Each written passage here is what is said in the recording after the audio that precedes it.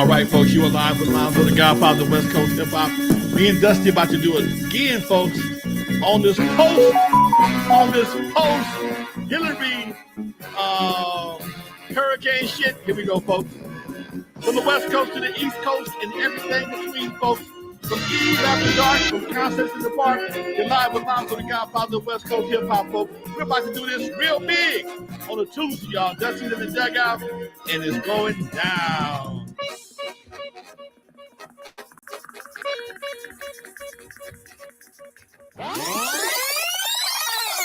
What up, Dusty One? Lonzo, what's good with you, man? Man, just doing what I'm doing, loving life, and got a brand new grandson. Just jumped off last Friday. Yeah, that was gonna be my opening thing, man. Congratulations on that, dude. Thank you, sir. Thank you. My son did all the work, but I can't. Ain't that was something to do. He enjoyed his job, so it's all good. That's what's up, dude. That's what's up. You know what? I kind of wanted to start with that. That's funny that you brought that up. You know, being a grandparent, man. Talk to these kids out there, Lonzo, because I hear so many kids talk about how, 25 is old, 30 is old. Shut your old ass up, 30-year-old old ass nigga. Me, I'm ancient. I'm 45. You're probably super ancient to these kids. But talk about how good it feels to grow older, to be a grandparent, to see your kids be successful. Talk to me. Man, I've been one of them blessed dudes. All my kids do pretty well. Okay, my youngest son be 21 tomorrow. Okay, my oldest daughter is 47. Big old house in Merino Valley, swimming pool, the whole 9 yards. They just shy of the Huxtables. My oldest son is waiting to become a fireman. Three kids, just had his fourth son. My other daughter, I got two more daughters, and both of them are college graduates. All my kids went to college. I got one more to get through. And to be able to go and visit your kids, and not in jail, not in the hospital, and go sit down and watch his 70-inch TV, and he got a driveway and a backyard, a big-ass dog, or go to your kid's house and go swimming, that let you know you did something right, man. Let know you did something right. When you can see your grandkids, and they all, one of my grandsons is a all-star football player out of Merino Valley. My other one, his brother called me yesterday. He's trying to be in the music business. For them to call you and ask you advice on something, man, is a pleasure for me, dude. I don't know about nobody else. I love talking to my grandkids, especially when they got some kind of interest in what I know something about. My latest grandson and my granddaughter, they share a birthday now. So all these little coincidences, and they call me Granzo because I got my son is my son is Alonzo too. He Uncle Lonzo, and I'm Uncle Lonzo to my big nephew. So keep things kind of separate and clarified. I'm Granzo. So man, it's just a beautiful thing, man. And y'all ain't seen old, man. Y'all don't know what old is, And even when you old, if you still cool, you winning on all levels, Doc. I went to the doctor yesterday. She said, "What you doing there?" I said, "Y'all told me for coming for a wellness check. But everything is fine from last year. You're still driving. You still got the same prescription. You got the same ear issues. Do your thing, man. See you next year. No problem, folks." So, but you can't do that.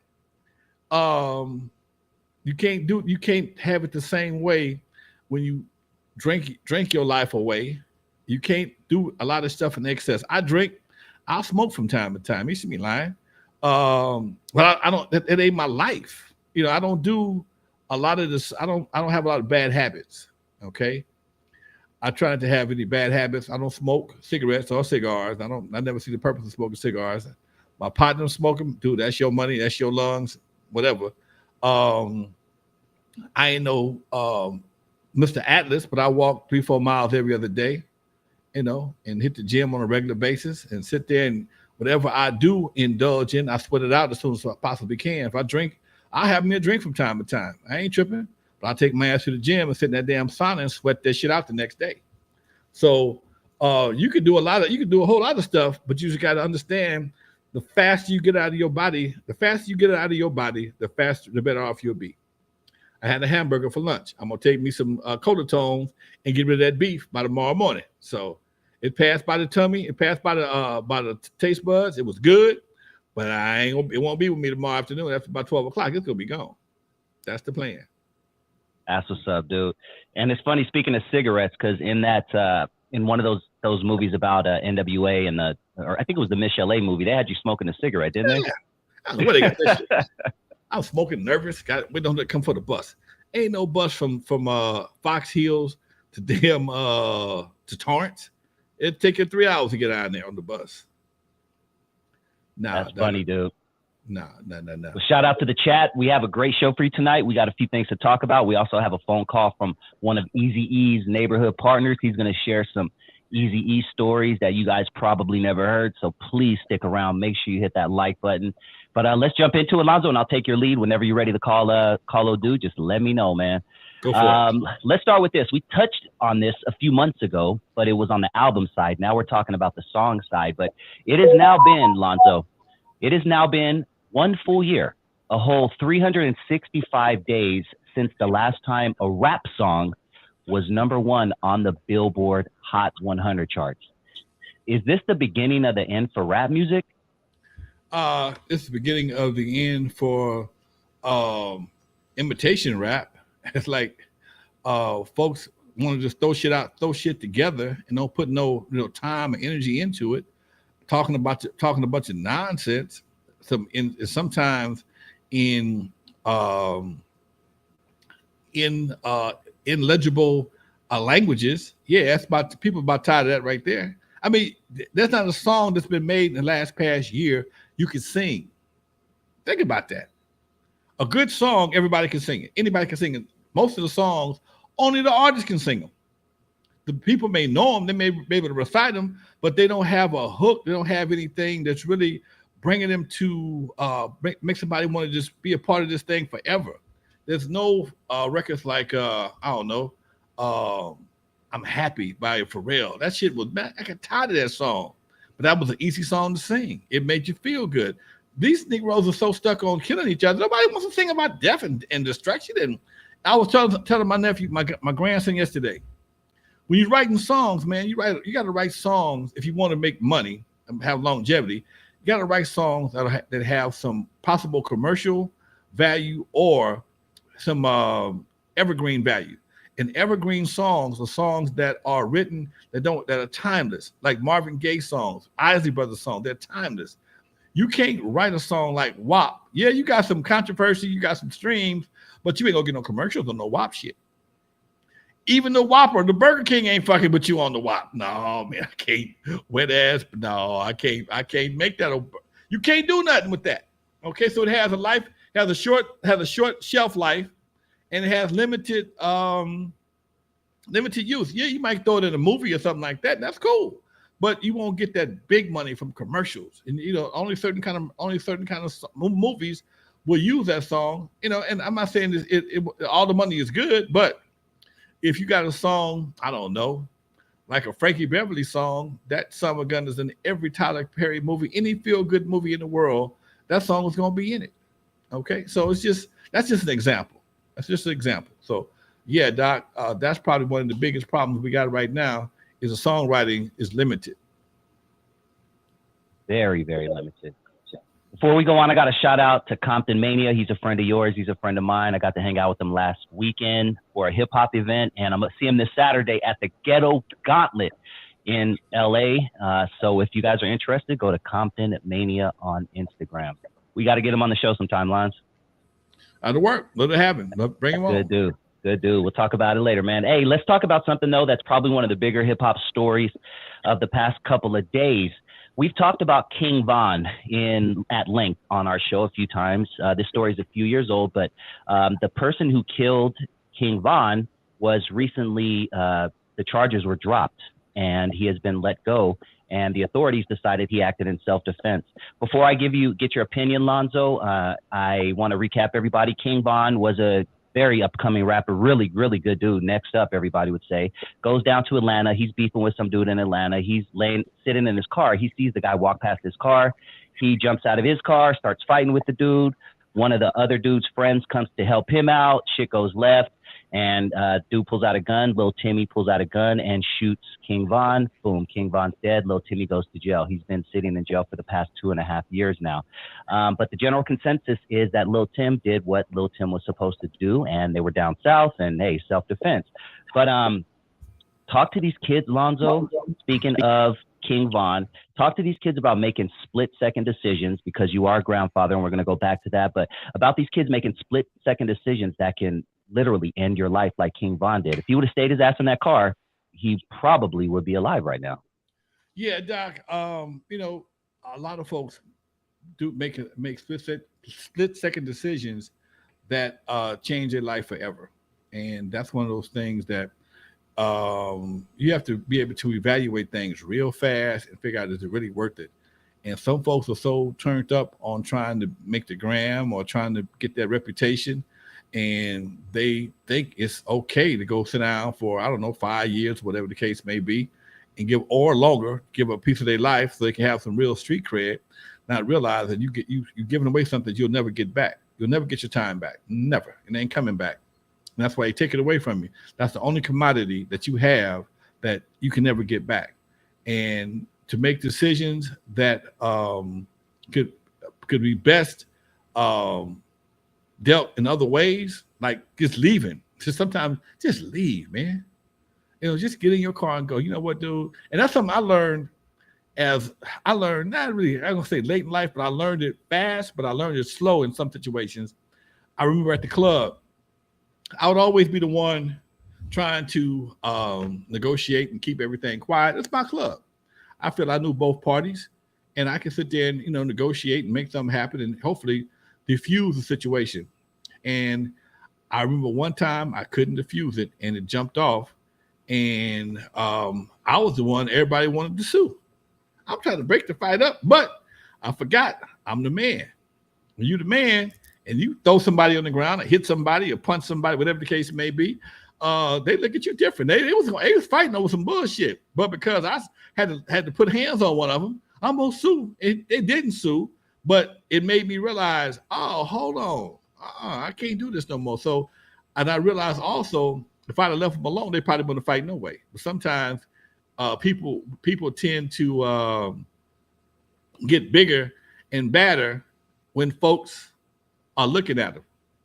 And like I say, sometimes, man, I learned, hey, dude, you know what? That's how you feel. This is what I tell them all the time. Nothing we are arguing about is worth telling my lawyer or my doctor. What I mean by that is, if I have to tell my lawyer, that means I kicked your ass. If I have to tell my doctor, that means you kicked my ass. Both of these people are very expensive to have in your life. When you got either one of these in your life on a regular basis, there's a problem. So before I let this little minuscule problem turn into a major problem and a major expense, I'm gonna leave this alone. I don't even argue with folks no more, man. They ain't arguing with nobody. I'm a bald head. Oh, I'm an old bald head, fat. Yep, I'm all that. Call me all you want in the comment section. All that. I'm all that. Okay, but you still ain't me. And on the best day, you can't be me. So, you know, I realize sometimes you just can't let your ears take things and translate them into something that's gonna make you make your ass make a decision that it can't get itself out of. Man. I would love to know your thoughts on this part of the story, Lonzo. So Lil Tim, the guy who was just released for shooting King Von a few years ago, 24 hours after being released, Lil Tim made a song called Left a Stain. See, that's it. Continuing the bullshit. See, that's what I mean by niggas don't know how to win. You got out of jail. What are you doing? Sit back, relax. You don't know how to win. You won. Now you still want to go, nah. That's what you're doing. That's what you're doing. Nah. I beat the case. I got it. This, and see, what's going to happen now is, I hope it don't happen, but it's a very strong possibility that somebody that loves King Von going to make a stain out of his ass. Okay? So now what happens? It's the cycle continues because you can't fucking win. You can't sit your ass down long enough to appreciate your family, appreciate your freedom. You want to be a badass. Now you're going to try and clown some folks. And somebody who loved King Von is going, you know what, man? Fuck that dude. Okay. And next thing you know, we'll be doing a podcast about him and what happened to him. Yep. Yeah, you could literally follow the channel, and we've been talking about this from the beginning, and something tells me this ain't the end. I hope it is, but I don't think it is. But let's move on, Lonzo. It seems like every other day we're hearing about another smash and grab robbery. A couple of weeks ago, 40 people, 40 ladies and gentlemen, ran into a YSL Yves Saint Laurent store and stole $300,000 worth of items. They had 20 cars parked outside waiting for them. Just last week, a group of thieves took off with $100,000 worth of merchandise from the Gucci store in the South Coast Plaza right here in Southern California. Do you think it's going to get worse before it gets better? Yes and no. It's going to get worse, and at some point in time, they're going to drop the hammer on this shit, and it's going to change everything. They ain't going to tell nobody when the hammer get dropped. They're going to change the laws overnight, and folks going to do the same shit, thinking they can just do it. Oh, wait, it's 10 years now. Nobody told me. I'm sorry. No, too late now. So, I mean, this is how the law works, man. This is how the law works. The law, like the 3 strikes law, it detoured a lot of bullshit, but it also got a lot of people caught up unnecessarily. Guys going to jail for life for pizzas, cigarettes, whatever the case may be. So then they rolled it back some more and made it a little bit more reasonable. You had to have a violent crime, whatever the case may be.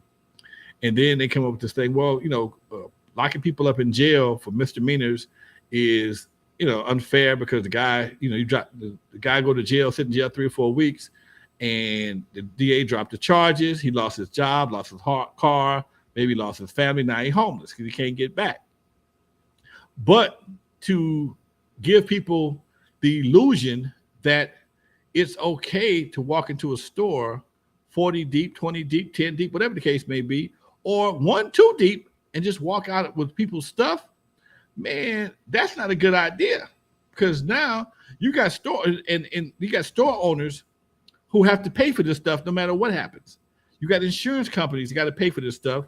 And basically, man, what you're experiencing is somebody realized that the cost of doing business, the cost of a lawsuit is not worth the cost of the item that's being stolen.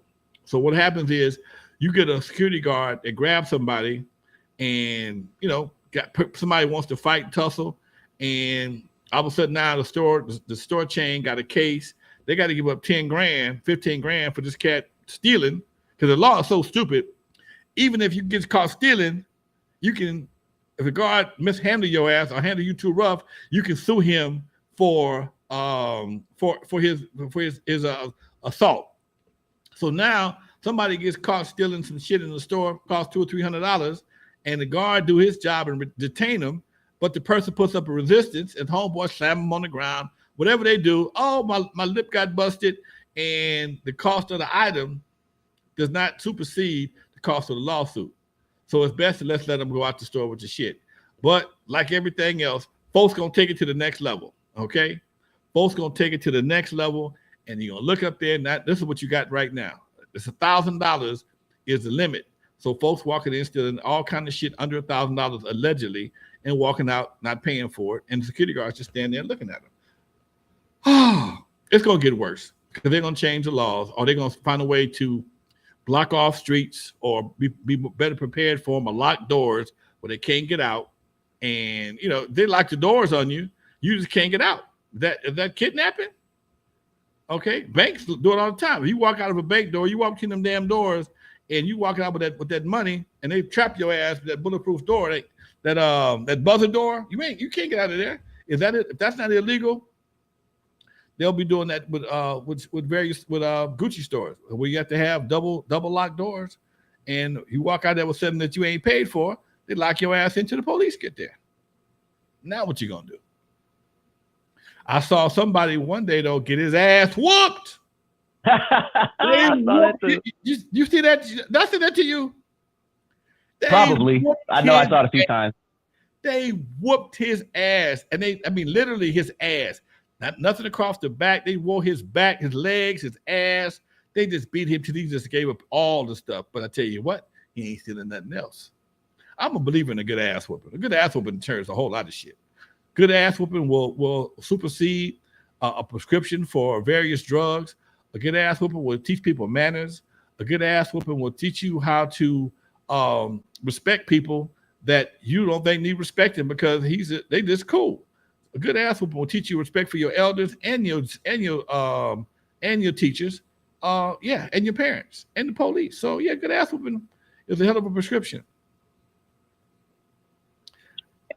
And fathers, I was just talking to a cat, man, who we just randomly talking, and he said, you know, I never joined a gang, I never ran the streets because I was way more afraid of my father than any gang, than anybody. So just having a male in the house is a big deal. Man, I've seen situations where mama be begging, and daddy said, if I got to get out this damn couch, it's gonna be. If I have to get out of this couch, you got a problem. All right, it changes everything. If I have to get up, if I have to get up, you won't be able to sit down. Now, think about that. Yep. So important. You know, tell us about LA, Lonzo. Tell us about the inner cities all over the country just before the 3 strikes law came to pass, you know, just before the 96 crime bill came to be. Was it similar to what we're seeing now? And take yourself back to that time. You were 35 years younger. What were your thoughts about the 3 strikes law back then? I knew it was crazy. It was necessary. That's the bad part about it. It was necessary, man. You hate saying that today, and Biden was one of the main people pushing that 3 strikes law. But at that time, the streets was so fucking buck wild. We had never seen the streets like this before, man. The crack cocaine and gangs was rampant. They was finding bodies everywhere. It wouldn't be shit. Nothing safe, man. Nothing was safe, dude. Shots, people dying on the street, people getting robbed, dope dealers, drive-bys on the corners. It just was a real mess, dude. OG Steve, good looking out. Much love, Steve. I see you, Doc. And it was just crazy, man. And folks, they had to do something, and they changed the law, and it calmed a lot of shit down. It stopped everything, but it's calmed a lot of shit down. Unfortunately, a lot of brothers got caught up in that shit because you still want to whoop your girl's ass, and you got 2 strikes already. All right, but then also a lot of girls use it against you. You got them 2 strikes. I tell them you beat me, and people can use that against you. So when you have some laws like that, they become it can be misused, and folks find themselves in jail based on somebody just getting temporarily pissed off at them and call the police and say he beat me up, and you ain't got no money.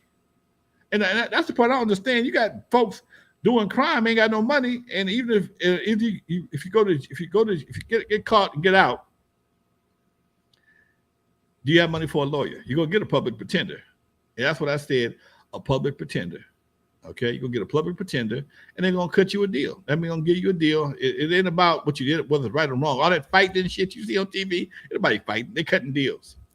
All right, you're gonna get 18 months. Right? No, I ain't got time for all that. What you want to do? I got a golf game. So that's how it goes, Doc. In the 90s was just man, they was finding dudes in dumpsters. Cats was pulling up in front of the gas station. I mean, people was getting jacked. Left hand lanes. You got Dayton's on. Oh, you ain't gonna make that next turn. Folks had to learn how to drive offensively. Cats wouldn't even make left hand turns in the left hand lane, especially if you had an island. They make the left hand turn from the lane next to the right because they don't want to get caught. Okay. They don't want to get caught, so they always had to have an escape route. One of my buddies, he was guy I knew he was a jacker, and most guys would either have something in their lap, like that song Pistol Grip Pump. Pistol Grip Pump on my lap at all times. That wasn't no lie. Okay, but then you got to worry about the police too. You can't, and this is the part that I never understood. You think that because you got these N.W.As, you got to defend them, but you also got if a cop pull you over, you got a fucking case. You got a fucking case. So anyway, Doc, That was the new millennium, baby. That was it. Man. Hey, OG Steve, I want to read what he said, and thank you for the $15. Really appreciate it. He says, facts, Lonzo and Dusty. Did y'all see that video of the two armed guys who gonna rob an old man in his store, and the old guy had a shotgun and blew his arm off? They played a stupid game and won stupid prizes. Ding, ding, ding, ding, ding, ding, ding, ding, ding, ding, ding, ding. Yeah, I didn't see that video. I'm looking forward to it now. I'm gonna look it up. Yeah. Hey, Steve, send it to me. You got my number, dude. Send it to me. Text it to me when you get a chance. I'll check it out and send it to Lonzo. Man, that's crazy. When are we going to call oh boy, Lonzo? I just want to see where we are with time. We'll call him right now. Give him a few. Oh, there it is, man. We're going to call one of EAZY E's longtime friends from back in the day. We're going to talk some EAZY E stories. So if you have any EAZY E stories that you haven't heard on a podcast, you wish you heard on a podcast, comment down below. Make sure you hit that like button. Joey Davis, what's up, Doc? What's the word? I'm good. You a little muffled. Where you at? Hold on, let me take you off. Is that better? That's a little bit better. It is. Yeah, what's going on? Oh man, we live on the air right now. I got my man Dusty Vision in the house. I got about 27 people in the chat line. We are live. All right. Dusty Vision, what's the word? Peace, man. Peace. How are you, Joey? Man, blessed to still be here, man. Now, you just had me on the phone with a brother a few minutes ago that was That's my partner. Is he still available? Yeah. Get him on. Bring him on the line right quick. All right, hold on. Yes, sir. Yes, sir. Exclusive stuff right here on Not Without Alonzo. Make sure you hit that like button and share this show. Share this show. True EAZY E fans are gonna love it. My brother claimed he said he was a business with EAZY, and him and EAZY had a little issue. I'm gonna let him do the details, and we'll talk about it. Let's see what happens. So, love it. Only guys hit on that N.W.A. folks. Now about Lonzo, we got the Bluetooth phone hookup. We can make phone calls, talk to anybody, and answer the phone. Love it. So this is brother Joey. How did you meet him, Lonzo? Me and Joey have been partners for years. He used to come to the club, do those back in the day. He worked with. He's been in the record business for a while. We reconnected a few months ago. Hey. There you go. Reconnected a few months ago, and Hold on. on some Compton stuff. Hello. Hey, Joe. That's Dave on the phone. Dave, what's up with you, Doc? Hey, Dave, we on the air, Dave. We on the air. Oh, what's happening? What's happening in America? Well, we here, Doc. Peace, how you man. doing, Dave?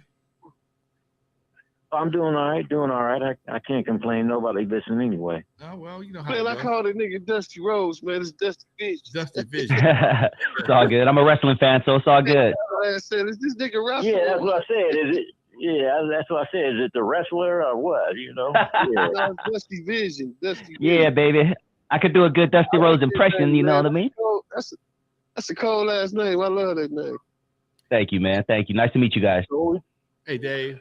Tell them how you. Good to meet you. Tell them about your relationship with EAZY and where you grew up and all that kind of stuff, so we can kind of vet you a little taste. I grew up in give me the far dire, huh? Yeah, just a little something. I grew up in Compton, on Ivor Street. That's just north of Greenleaf. Eric lived on Muriel, which would be just east of Pan Ash, the next street over. Okay. And so I knew Eric since the 70s, basically. Okay. His nickname was never EAZY E. We never called him EAZY E. He had a completely different nickname. If the world want to know. Yeah, damn sure we want to. Please. His there's a story behind it too. His nickname was, we called him Monk in the hood. M-O-N-K, Monk. Okay, why is that? Little Monk. There was a rumor that, because he compared to the rest, a lot of us that grew up in the hood, his family did fairly well. His mom and pop had decent jobs, so they spoiled him a little bit. And it was rumored that he had a monkey that escaped and was living up in the avocado tree just above the garage where the history was made.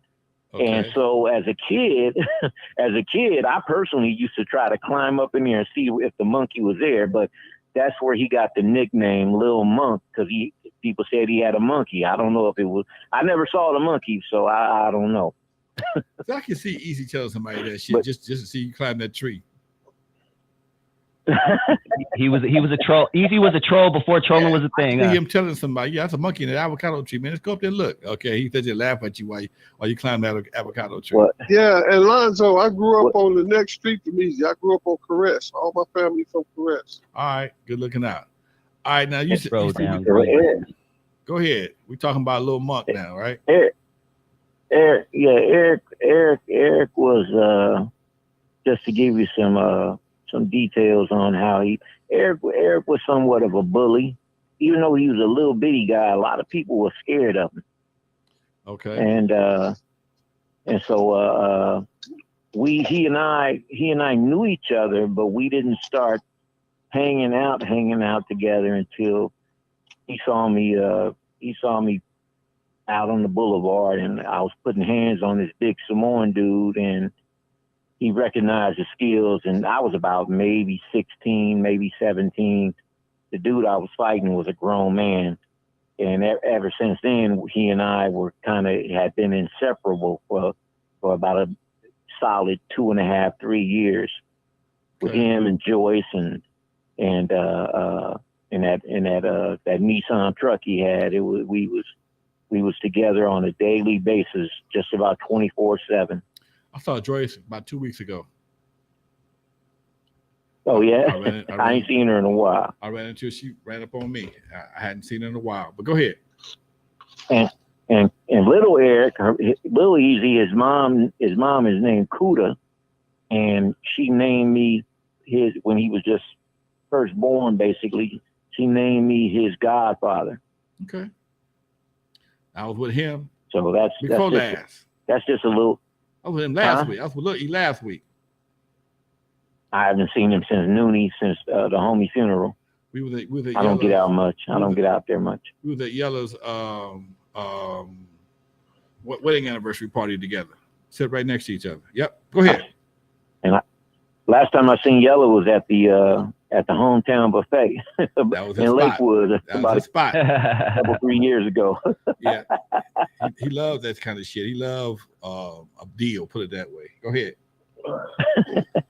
Yeah, so I mean, if you got any particular things that your listeners tell me about might that scar want to, you gave him. You tell me about the scar you gave him earlier.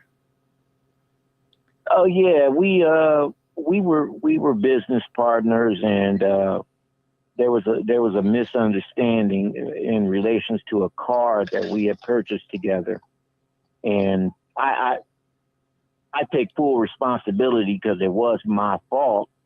And it was my hopes that he and I would just discuss it. You know, I was hoping that we were close enough to where we could discuss it and he would let me handle it on my own. It was, what happened was my fault. But, as street law would have it, whenever there's a disagreement, somebody's got to either fight or shoot or do something. And instead of coming to me and trying to talk to me, he came at me really aggressive.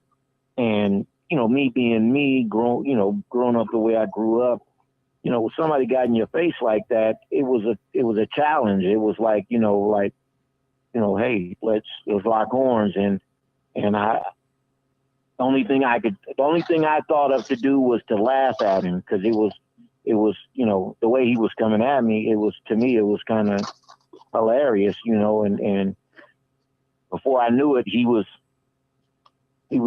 all over me like a spider monkey. He was scratching and biting and clawing at me. And I mean, literally, no, I'm not using metaphors. And so, after he bit me a couple of times, I decided that it was time to fight back, and I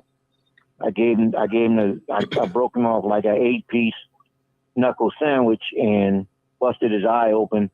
I know right after that he had to go to the ER. had about 20 some odd stitches over that left eye. I split his eye wide open and actually broke my hand in the process. After that, we remained friends, but it was never the same as it was. I kind of attribute it to the fact that I think that he wanted to dissolve the business aspect of our relationship to begin with, because of the fact that technically I owned 50% of whatever, by street law, you know, the money that we were accumulating was our money, and I just let him manage it, which was a mistake. After that, I never let anybody manage my money, you know, going forward, I should say. And, but we remained friends. We were just never friends like we were when we were the closest. We just, you know, so.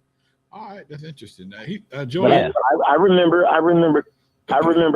he would bring me to your place. I think that was, well, you had Lonzo, you had a house over off of was that Rosecrans way El Segundo.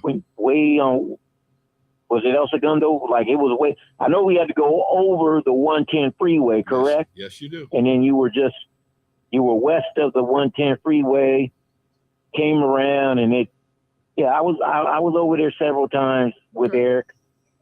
I was a real innocuous type of person, like a fly on the wall. So most people didn't really, but if you saw me, you'd recognize me, I think.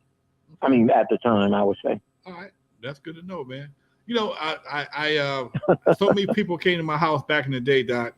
I don't remember a lot of them, man. And I've had one guy. Of course not. Man, yeah, man. I just got in the pen. I did 15 years. You still in the same place? No, nigga, I moved. So yeah, Doc. Right. Yeah, I'm quite sure if I see you, it'll come back to me. I was just giving you some, you know, letting you know that you know how just some insight. That's all. It's just But Eric and I just never until just before he passed away. We finally were able to talk about what had happened and, you know, kind of clear it all up. You know, I kind of let him know what happened, you know, and how, you know, and so by my understanding, you know, by him and I talking about it, we were going to work together. We were going to put something together, and I was next up. I was the next guy up, but he died, and that was it. I lost all desire to do it anymore. I just lost it. Wow. Okay. Before, let me ask you a quick question. Before, when you guys, you know, parted ways the first time, was this before he became EAZY E or after? Oh yeah, it was before, you know, and to be honest with you, the incident may have been one of the things that really prompted him to say, you know, man, I need to do something else other than being out here in these streets. But you know, I see a lot of people take credit for saying that they were the one that said, oh, Eric need to be the one rapping. Everyone that says that is a liar. Me, I recognize the voice. I recognize he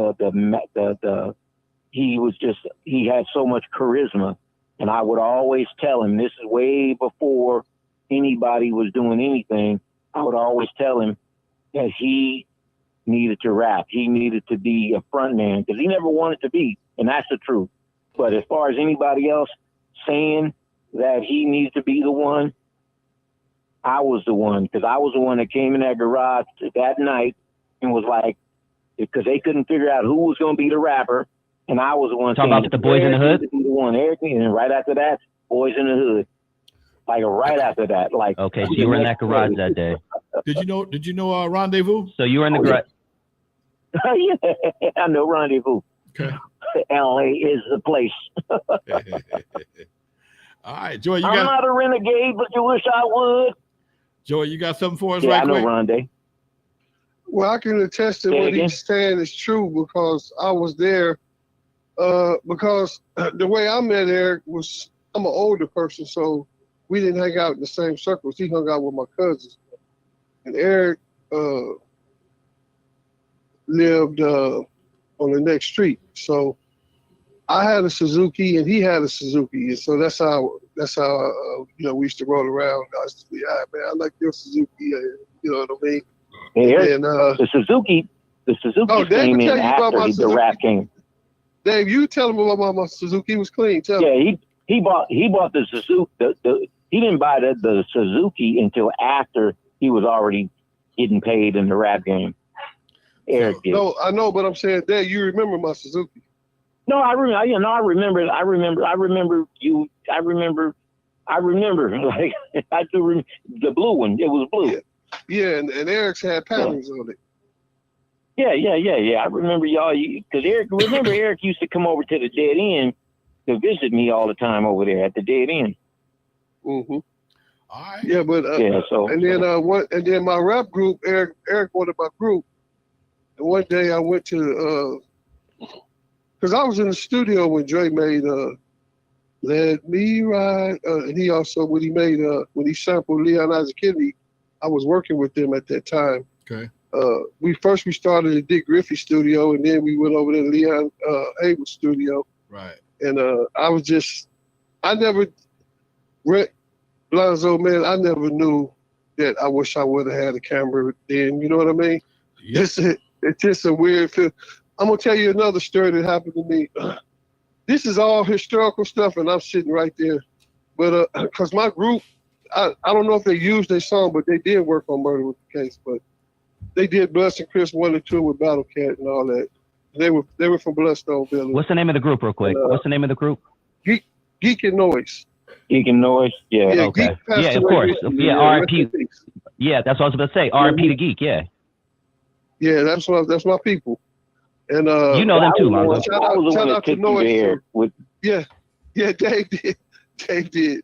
And Easy said, "Hold on, wait right here." We was over there in Torrance at the studio, at the office or whatever. And I had Noise and Geek in there with me, and we were waiting. And all of a sudden, we saw a little hat go by. Eric had a trap door. He walked right out. I was like, I bet you that was Eric. And we was stuck in the office. A lot of people didn't know that Priority had a back door back there that led out back there by where that restaurant was. Yep. Yeah, a lot of people didn't know about that. He had us waiting in the office, and then I said, "Oh man, this dude did this." But that was kind of funny. And then I saw him again at El Torito's. Not Priority. I'm sorry. I said Priority, but I meant Audio Achievement. Okay. Yeah.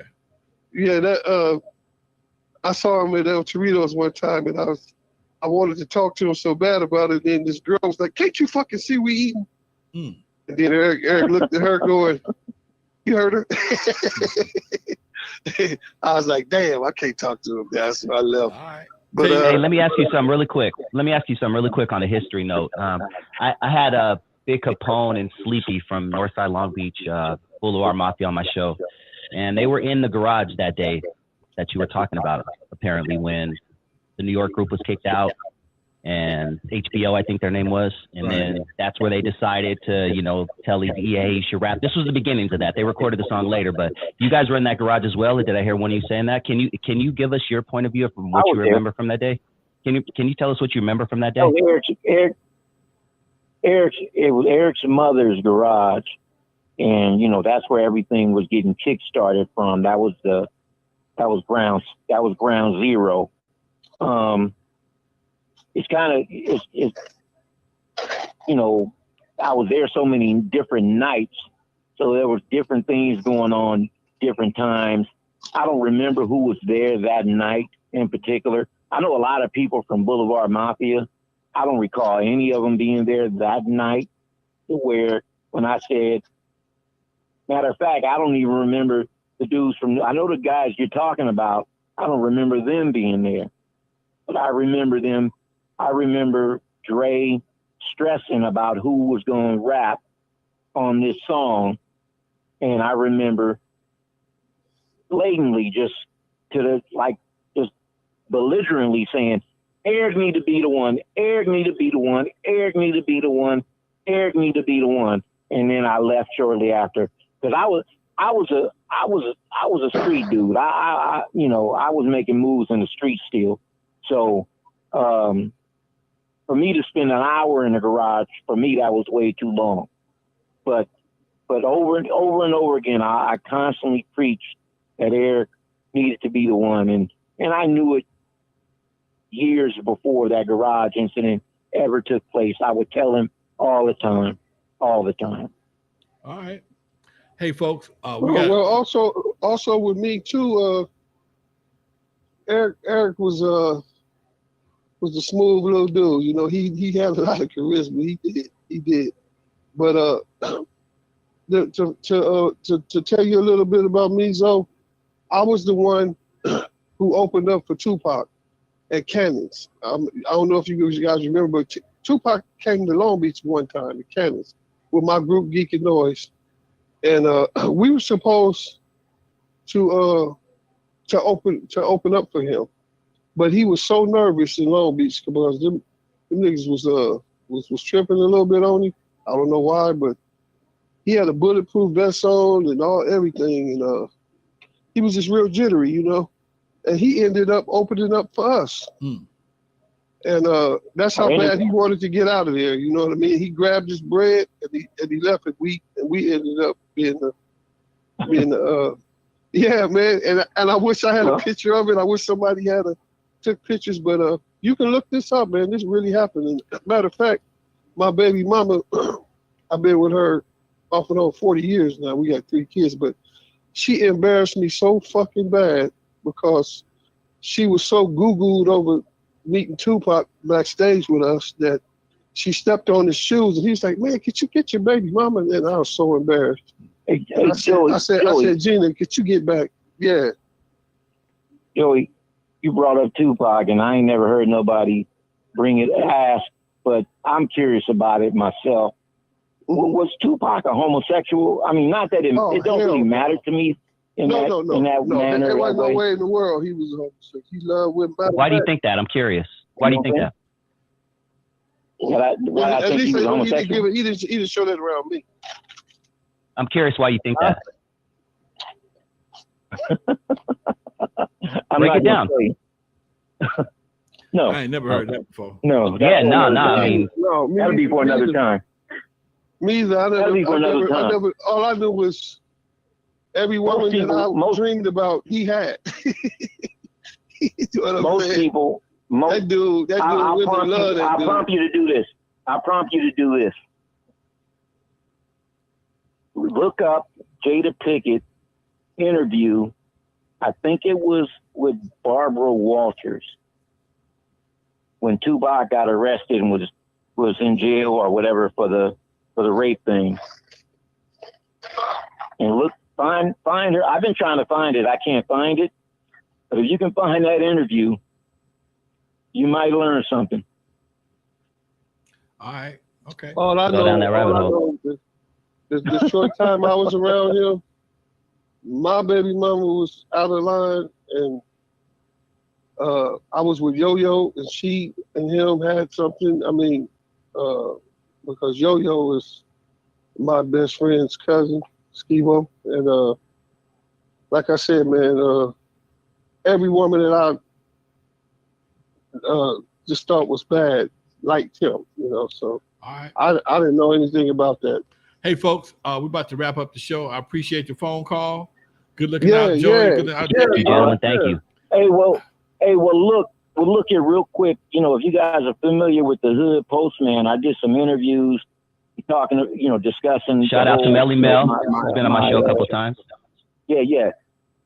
Just look up Dirty Dave, Hood Postman, and I'm talking about, my theories on EAZY's murder.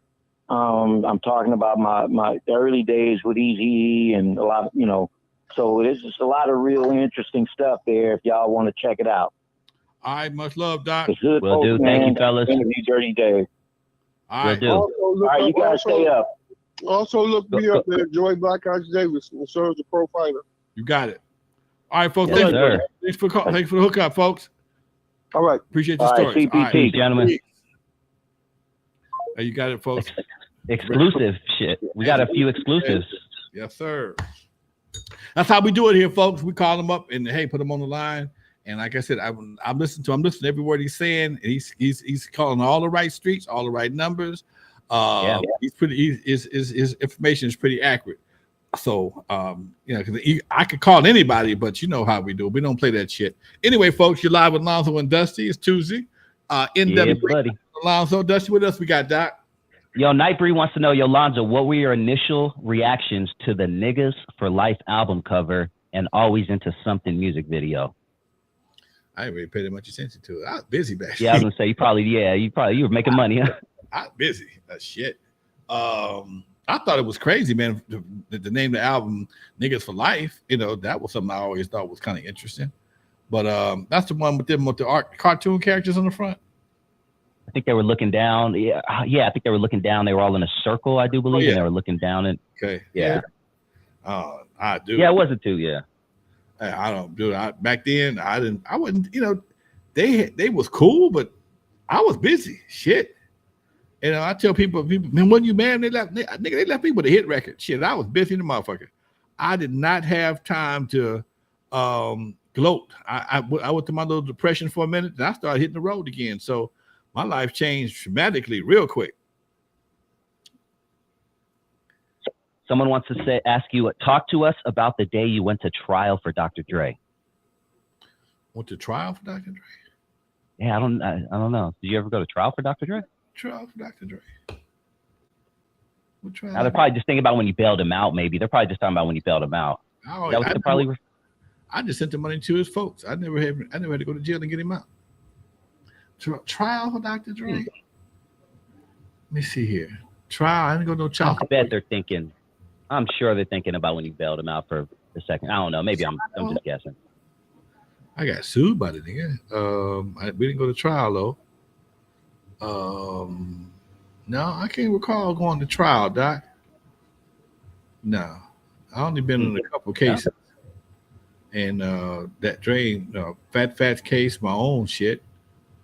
Doing a shit I had to. I was the defendant, trying to keep my ass at home. Shit, it's all good. Right, well, there you go. Someone else says, where did Lonzo get his jewelry from back in the day? Man, it's funny, dude. That was a good thing about crackheads. They had all the latest shit. I hate to say it. Crackheads had all the latest shit. It was cheap too.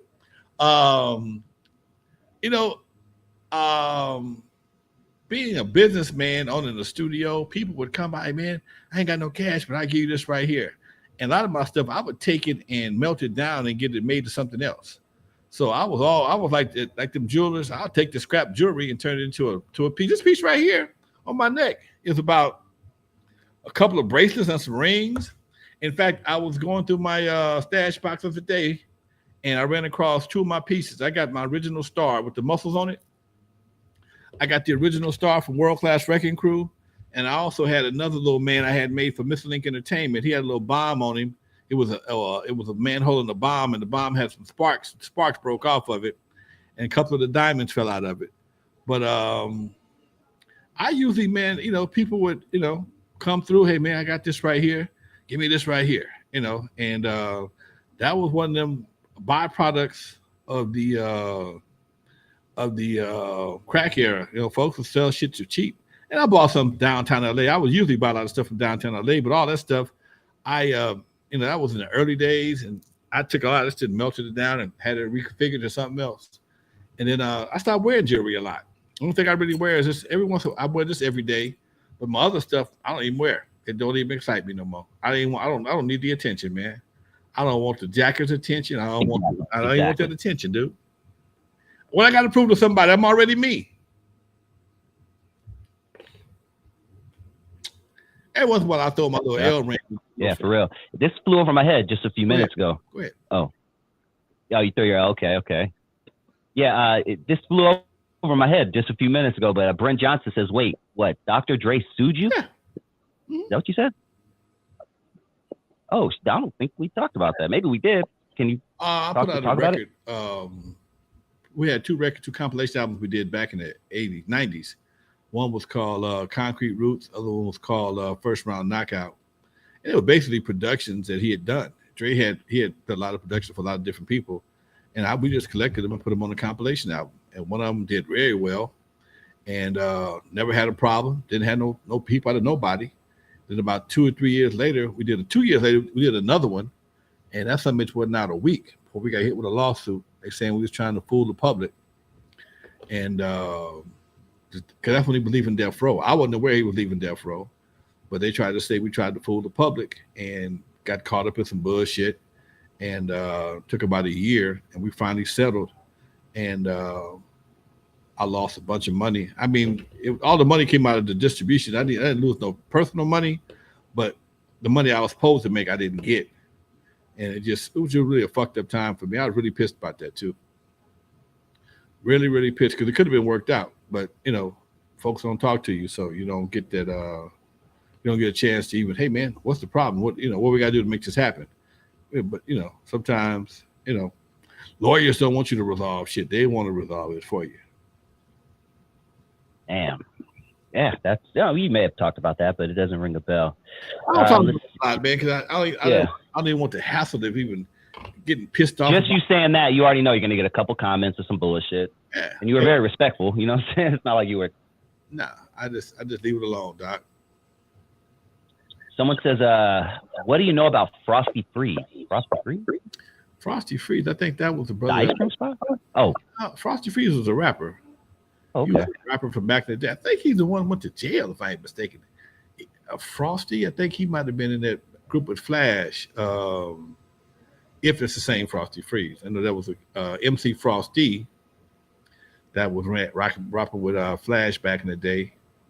But I ain't seen none of these guys in decades, man. Rob wants to know, when did Toddy T and Mixmaster Spade bust? Oh, they was from the first ones to bust. Spade had one beat, this Genius Love beat. He would change the rap every other week and come up with a new tape. And then Toddy T would tell you, he was getting clowned because he was Spade was making money on them takes, man, and he was clowning Toddy, and Todd had skills, but then he started rapping about the battering ram, and that blew up, and it had to be around, I don't know, man, don't start me lying, 81, something like that. I don't know, dude. I don't really remember. I know it was early cats out of Compton. That's for damn sure. I think they had made record that we was doing bootlegs first for anybody, but they made a street record for anybody. In fact, this is some real shit right here. N.W.A, when they was talking about in the movie Straight Outta Compton, and they was talking about making street raps, they were referring to what Toddy T and Mixmaster Spade was doing, reality raps. That they were referring to that stuff. Okay. Wow, safe to say that they probably were his biggest inspiration, or they were N.W.A.'s biggest inspiration. Very much so. There was nobody else that was even close to him. Toddy T had a good song, The Batter Ram, and then Spade had a different kind of flow. He would almost be singing. And I'm ready to ride. I'm ready to ride. He Genius of Love flow. That was his thing, man. So, he was a super cool dude, man. Spade was super cool. I hate when he got killed, man, on that motorcycle. Yes, sir. I went to his funeral. Yeah. We have a couple minutes left, Lonzo. You mind if I play my 50-second drop that I did for the show? Go for it. Before we wrap it up, let's do it. This is a drop that I just recorded about the godfather of West Coast hip hop, Lonzo Williams. Hope you guys enjoy it. West Coast and East Coast hip hop, our origins, our stories are totally different. Everybody on the West Coast, in order to get a record deal, you had to start your own record company. Shout out to the Grandmaster. Let's take it back to when the party flyers were plastered. The movie said he's an arrogant bastard, but if his name ain't mentioned, your story of hip-hop is backwards. The pioneer chopping down trees, best believe he's the one who brought Dr. Dre to ease. There probably wouldn't be no EAZY E if he didn't introduce Eric Wright to Jerry. Easy. Pressing records in the 80s. Turn off the lights, probably produced a couple thousand babies. World-class Wreckin Cru had all the girlies going crazy. Lonzo and thong draw, shaking it for the ladies. There probably wouldn't be no Ice Cube. All due respect, but there wouldn't be a lot of you dudes. Pay homage, respect the legend. Rest in peace to EAZY. I know he's smiling down from heaven. And there you have it, folks. Much love, Dusty. I'm gonna go out like I've been going. I've been getting used to this now. I'm gonna drop my little line right quick. Do it, baby. Y'all may have never heard of me, but I'm the first one to put Dr. Dre into surgery. Stuck Ice Cube in the freezer and made him cold on the eve after dark Center Stage Super Bowl. Some of y'all don't know my history. Excuse me. Some of y'all, my history is deeper than you'll ever know. Just remember that N.W.A. stands for Not Without Lonzo. Yes, sir. See you Mike next week, man. Much love, folks. See y'all in the chat room. We're out of here, y'all. Peace.